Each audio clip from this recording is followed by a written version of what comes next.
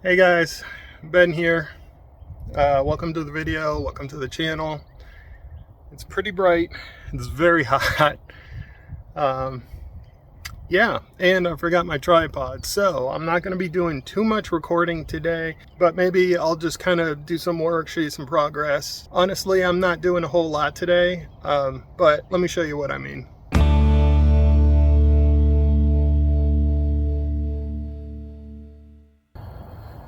So I brought some lumber to the farm so that I can start laying out the framing for the greenhouse. One thing that I will say is I would not recommend doing what I did. I have an 8-foot trailer and I had to bring a few 12-foot boards, and I'll kind of show you what I did.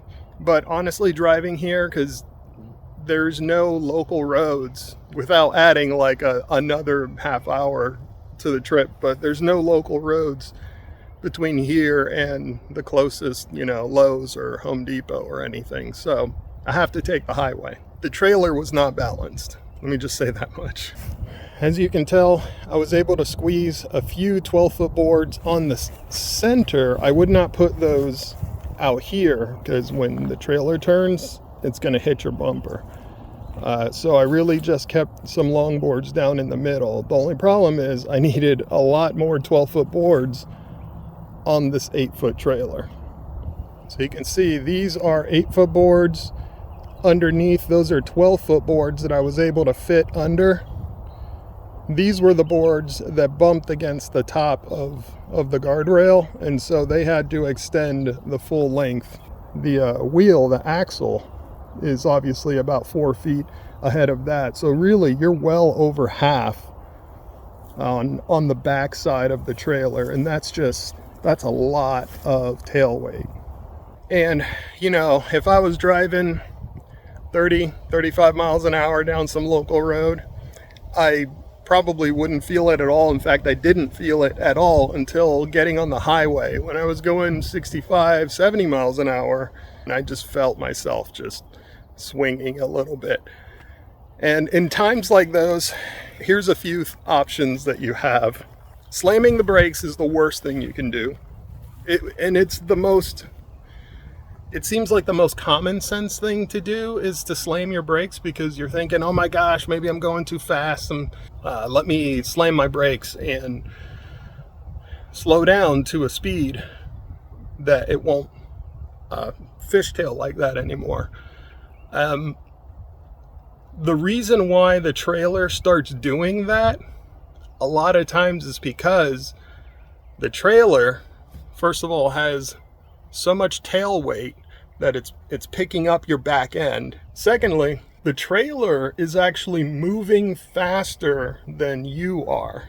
And so if you slam your brakes, you're just making the problem worse, which is why a lot of times you see people who start doing that when they start swimming and start pumping their brakes all the time. It gets worse and worse and worse. Because the trailer is basically going faster than the truck, and it's actually pushing the truck.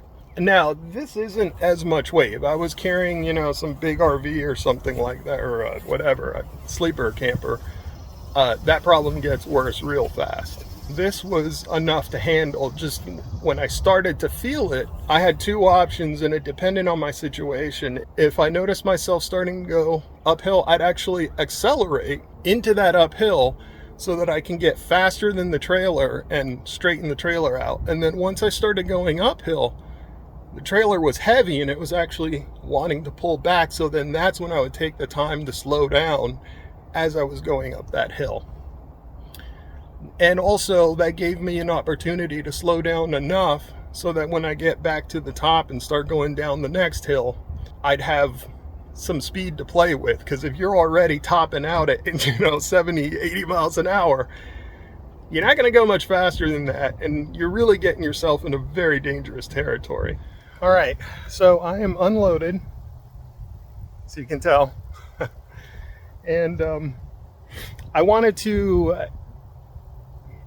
how do I phrase this? A lot of times there are comments on YouTube that are helpful.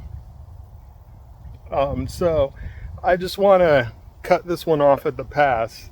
I don't want to leave unanswered the comment of, oh, well, you shouldn't have had that much tail weight and blah, blah, blah. You're an idiot. You don't know what you're doing. Okay. Yeah, you're half right. This was the first time that I loaded this much material on here. Typically I only use this trailer for hauling like the lawnmower and, you know, stuff that fits very easily with the tailgate up. This was the first time I had to put the tailgate down because the material was longer. One thing in hindsight that I think I could have done to help put more tail weight on the truck was here, when I had all of those boards stacked up, I had some boards going underneath, and then the last row was kind of butting up against that top rail. I could have put those boards on top of the rail so that it would allow me to move that weight closer to the truck. But yeah, that's pretty much it. Honestly, I could have done that, is stack those over top of the rail so that it would allow me to move a good handful of those boards, most of those boards, in fact, that were cantilevered way too far.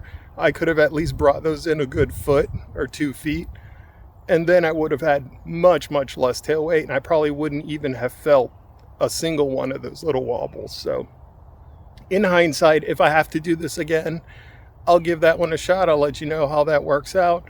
I put a couple of the boards here just to lay them down because that's eventually where they're going to end up anyways, and that way I don't have to carry it twice. I just have to cut everything to length. I got to do some measurements, drill the holes for the anchor bolts. I guess this is where I'll leave you guys. As always, you guys be good. I'll see you on the next one.